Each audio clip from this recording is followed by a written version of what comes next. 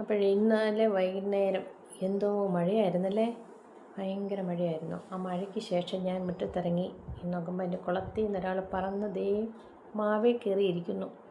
ഒന്നും അറിയാത്ത മട്ടില്ല. ആരാ? എൻ്റെ കൊക്കമ്മാവന്. ഞാനൊന്നും അറിഞ്ഞില്ലേ എന്നും പറഞ്ഞിരിക്കുന്നുണ്ടോ? ആരും കണ്ടില്ലെന്ന അവൻ്റെ വിചാരം. പറന്നു പോകുന്നത് ഞാൻ കണ്ടു. എൻ്റെ കൂടെ എൻ്റെ കുട്ടി പട്ടാളങ്ങളുണ്ട് കേട്ടോ. നോക്കിയായും കിറ്റിയും ടൈഗും ഒക്കെ ഉണ്ട്. ഇവർ വരുന്നുണ്ട്. അപ്പോൾ മഴ കഴിഞ്ഞപ്പോൾ ഞാൻ വെളിയിലോട്ടൊന്ന് ഇറങ്ങിയതാണ്. ചെടികളുടെയൊക്കെ അവസ്ഥ ഭയങ്കര മഴയില്ലായിരുന്നോ? നല്ല മഴയായിരുന്നു. അതുകൊണ്ട് എല്ലാ സസ്യങ്ങൾക്കും നല്ല ഉന്മേഷമായിട്ടുണ്ട്. നല്ലപോലെ നനഞ്ഞു, മണ്ണ് നന്നായിട്ട് നനഞ്ഞിട്ടുണ്ട്. അപ്പം ബൊഗെയിൻവില്ലയൊക്കെ പ്രൂൺ ചെയ്ത് വിട്ടതുകൊണ്ടേ അതിനൊക്കെ ഇനി ഇത്തിരി വളമിടാനുണ്ട്. അടീനിയത്തിനൊക്കെ വളമിട്ടുള്ളൂ, ബൊഗെയിൻവില്ലയ്ക്ക് വളമിട്ടില്ല. അപ്പോൾ ഇനിയിപ്പം നാളെ സമയം കിട്ടുവാണെങ്കിൽ വളമിടാം. ഇനി പ്രത്യേകിച്ച് നനയ്ക്കേണ്ട കാര്യമില്ലല്ലോ. അങ്ങനെ എൻ്റെ കൊക്കമ്മാവൻ ഇങ്ങനെ ഇരിക്കുക, വെയിറ്റ് ചെയ്തിരിക്കുവാണേ. തക്കം നോക്കി ഇരിക്കുക. പക്ഷേ ഇതായി പറന്നുപോയി. കാരണം ടൈഗും കിറ്റിയും നോക്കിയായും കൂടെ ഒച്ചയും വെച്ചെൻ്റെ പുറകെ വന്നു. കാരണം അവർക്ക് ഇനി വൈകിട്ടത്തെ ഭക്ഷണം കൊടുക്കണമല്ലോ. നോക്കിയ പോവുക. നോക്കിയ ഞാൻ വിളിച്ചു. അതിന് മുമ്പേ കടലമിഠായി കൊടുത്തു കേട്ടോ.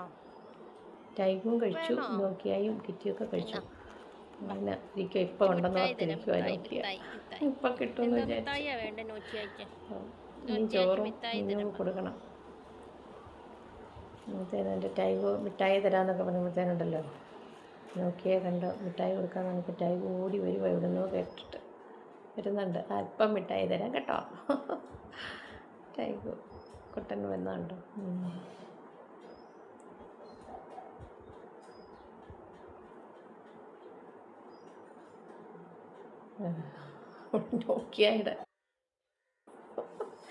നോക്കിയയുടെ അടുത്ത് കളിക്കാനായിരുന്നു. കുറേ മുമ്പേ ഉണ്ടല്ലോ കിറ്റി നല്ലൊരടി വെച്ച് കൊടുത്തു ടൈഗുവിനിട്ട്. ടൈഗു പാർക്കുണ്ട്, അവളെ പുറകെ ഓടി. എന്നിട്ട് അവൾ കസേരയുടെ കീഴേ കയറിയിരുന്നു. എന്നിട്ട് ഞാൻ അവക്കിട്ടൊരടി കൊടുത്തു. പിന്നെ കിറ്റി അനങ്ങിയില്ല കേട്ടോ. ഇപ്പം എൻ്റെ അടുത്ത് പുറകെ വന്നിട്ടുണ്ട്, പക്ഷേ കരയുന്നേ ഇല്ല, പേടിച്ചിരിക്കുക ഞാൻ അടി കൊടുത്തുകൊണ്ട്. രാവിലെ ഞാൻ ഇറങ്ങി 7 മണിയാറായി കേട്ടോ. അപ്പം ഞാൻ ചെടികളൊക്കെ എങ്ങനെയുണ്ടെന്ന് നോക്കിയതാണ്.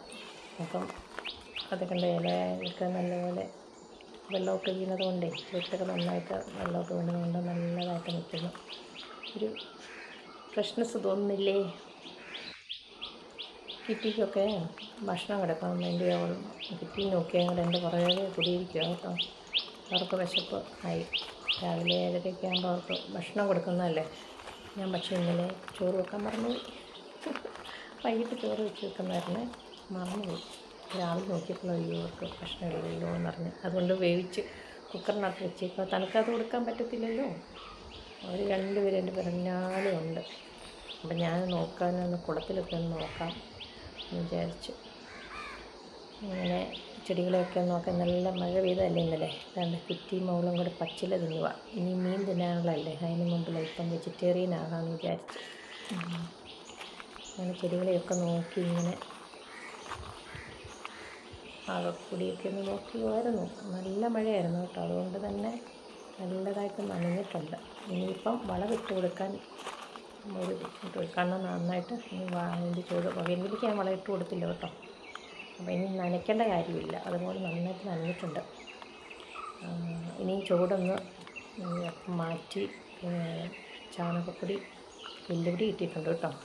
എല്ലുപൊടിയും പിന്നെ വേപ്പിൻ പിണ്ണാക്കും അല്പം DAP കൂടെ ഇട്ട് കൊടുക്കാം. എന്നിട്ട് പിന്നെ ഇനിയിപ്പോൾ 2-3 ദിവസം 3-4 ദിവസം കഴിയുമ്പോൾ പിന്നെ ഈ പൂവെല്ലാം ഇനി പെയ്യും. കാരണം ഇപ്പോൾ മഴ നന്നായിട്ട് പെയ്തേ അതുകൊണ്ട്.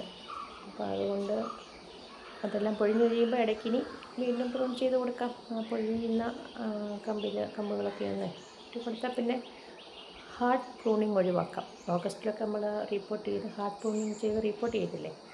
കഴിഞ്ഞ ഓഗസ്റ്റ് ഞാൻ ചെയ്തു. അതുകൊണ്ട് ഞാനൊരു പ്രശ്നം ഞാൻ ചെയ്യുന്നേ ഇല്ല. ഇങ്ങനെ സോഫ്റ്റ് പ്രൂണിങ് ഇടയ്ക്കിടയ്ക്ക് ചെയ്ത് കൊടുക്കുന്നേ ഉള്ളൂ. അതിൻ്റെ ആവശ്യമേ ഉള്ളൂ. അപ്പം വളവും ഇടയ്ക്കിടയ്ക്ക് കൊടുക്കുക. ഇത്രയേ ഉള്ളൂ. എന്നുണ്ടോ അങ്ങനെ എൻ്റെ കുളത്തിൽ നോക്കി ഇന്നലെ കൊക്കമ്മാവൻ വന്നിരുന്ന് വല്ലതും പിടിച്ചുകൊണ്ട് പോയിട്ടുണ്ട്. ആകെ കുറച്ച് ഗപ്പികളെ ഒന്നും കാണാനില്ല. ഇനി മൊത്തം ഇനി നന്നാക്കിയാലേ പറ്റുള്ളൂ. ഇന്നലെ വൈകുന്നേരം പറ്റിയില്ലല്ലോ, കാരണം മഴയില്ലായിരുന്നു. ഇന്നിനി നോക്കണം, വൃത്തിയാക്കാൻ നോക്കണം, കുറച്ചെങ്കിലും ചെയ്യണം. ഗപ്പിയുണ്ട് കേട്ടോ, അതിൻ്റെ ഉണ്ട്, ഇടയ്ക്കിടയ്ക്ക് കാണാം. വെള്ളത്തിലാശാനും പാറ്റിയൊക്കെ ഉണ്ട്. അസോള ഇങ്ങനെ പോയി കിടക്കുക. അസോള കുറേ നിൽക്കണം. പായലുണ്ട് അതിൻ്റെ അകത്ത്, ഇതുപോലെ പോലത്തെ പായലില്ലേ പച്ചക്കളർ, അതും നീക്കി കളയണം. എന്നാലേ ഉള്ളൂ നന്നായിട്ട് അങ്ങോട്ട് നന്നായിട്ട് വളർന്ന് വരുള്ളൂ. കണ്ടോ, നേരത്തെ മഴയത്തെ നോക്കി എൻ്റെ പുറകെ നടക്കുക, കണിലും തരാൻ പറഞ്ഞു. എന്നാലും ഗപ്പി ഉണ്ടോ എന്ന് നോക്കാതെ പോകാൻ എനിക്ക് പറ്റുന്നില്ല. കാരണം കുറച്ച് കഴിഞ്ഞാൽ ഇവിടെയെല്ലാം ഭയങ്കര വെയിലാണ്. ഇങ്ങോട്ട് നിൽക്കാനേ പറ്റത്തില്ല. 8 മണി 8:30 കഴിഞ്ഞാൽ ഈ കുളത്തിൻ്റെ അടുത്തോട്ടൊന്നും വരാനേ പറ്റത്തില്ല. ഭയങ്കര വെയിലാണ്, ഒരു ചൂടാണ്. അപ്പോൾ അതുകൊണ്ട് ഇപ്പോൾ ഒന്ന് ഗപ്പിയൊക്കെ ഉണ്ടോയെന്നൊന്ന് നോക്കണം. അതിന് വേണ്ടിയാണ് ഞാനിങ്ങനെ ചെയ്യുന്നത്. എല്ലാം ഇതൊക്കെ ഏറെന്ന് ഉണങ്ങിപ്പോയതൊക്കെയാണ്. ഇപ്പം വീണ്ടും തളർത്ത് വരാൻ തുടങ്ങിയിട്ടുണ്ട് കേട്ടോ എല്ലാം. പിന്നെ അതിൻ്റെ ചുറ്റും സ്ഥലമൊക്കെ നമ്മൾ കുളത്തിന് ഇനി കുളവും അതിൻ്റെ വല കിടക്കുന്ന ഇലയൊക്കെ പറക്കി കളഞ്ഞാൽ മതി. ബാക്കിയൊക്കെ കാടൊക്കെ പറിച്ച് നീക്കിയിട്ടുണ്ട് കേട്ടോ. അപ്പോൾ മിയാവോക്കി പനമൊക്കെ മാറ്റി നമ്മൾ നാടൻ പൂന്തോട്ടമാക്കിയിട്ടുണ്ട്. വൈൽഡ് ഓർക്കിഡൊക്കെ കണ്ടോ.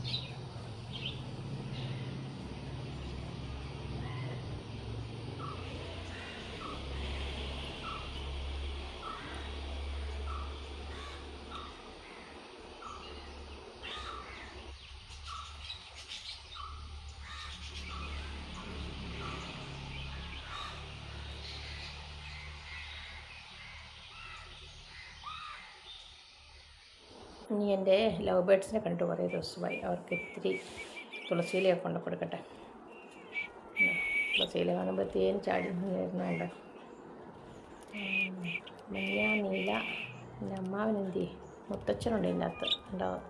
ഈ പൂടെ പോയതിൻ്റെ മുത്തച്ഛൻ എത്രയോ നാൾ എനിക്ക് വന്നേ ആദ്യം ഇട്ടപ്പോൾ തൊട്ടുള്ളത്. എന്ന് വെച്ചാൽ 1 വർഷം 1.5 വർഷം ആയല്ലോ കേട്ടോ. കേട്ടോ ആ പപ്പു ഒഴിഞ്ഞ അതുണ്ടല്ലോ വെള്ള, അതാദ്യം തൊട്ടേ ഉണ്ട്. പിന്നെ കുഞ്ഞുങ്ങളുണ്ടായി കേട്ടോ, 4-5 ഞങ്ങൾ മേടിച്ചിട്ടുള്ളൂ. ബാക്കിയൊക്കെ കുഞ്ഞുങ്ങളുണ്ടായതാണ്, മഞ്ഞയും പച്ചയൊക്കെ. രസം. ഞാൻ ഇവരുടെ അടുത്ത് വന്നപ്പോൾ കിറ്റി നോക്കിയായും കൂടെ താഴെ വന്ന് കരയുന്നുണ്ടേ. കൂടിൻ്റെ കീഴെ വന്ന് ഇനി പോയി അവരുടെ ചോറ് തണുത്തോന്ന് നോക്കട്ടെ. കൊടുത്തില്ലെങ്കിൽ എനിക്ക് എൻ്റെ പിറകെ നടന്ന് ശല്യം ചെയ്യും.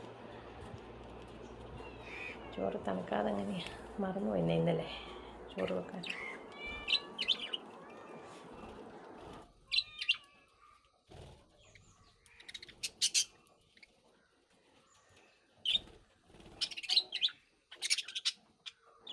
തുളസി ഒന്നും ഇല്ലെന്നേ. ഇവിടെ 2 തുളസി നിൽപ്പുണ്ട്. പക്ഷേ അതേതാണ് ചെറിയ തലയിലുള്ള എങ്ങും തുളസി ഇല്ല. ഇനിയിപ്പം മഴ പെയ്തുകൊണ്ട് തുളസിയൊക്കെ കിളുത്ത് വരുമായിരിക്കും. ഇഷ്ടംപോലെ തുളസിയിലെയും പനിക്കൂർക്കയുമാണ് ഇവരുടെ ആഹാരം. തെനയും പനിക്കൂർക്കയൊന്നും ഇല്ല, കൊണ്ട് നട്ടു വെച്ചാൽ എല്ലാം ഉണങ്ങിപ്പോയി. എവിടെ പോയി നടക്കണേ. ചോറ് വേഗട്ടെ കിട്ടി. അതെ, ചോറ് വെക്കാൻ വന്നത്. ചോറ് വെച്ചില്ലായിരുന്നു.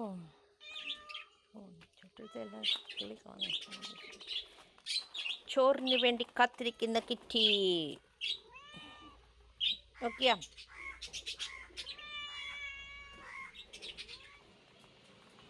ചോറ് തന്നിട്ട് ബാക്കി കാര്യം പറഞ്ഞാൽ മതി എന്നാ കിറ്റി പറയുന്നത്. വേഗം ഒന്ന് വരാൻ പറഞ്ഞ് വിളിക്കുക. അപ്പം ഞാനങ്ങോട്ട് നിങ്ങൾ എൻ്റെ മുന്നേ ഒറ്റ ഓട്ടമുണ്ടേ.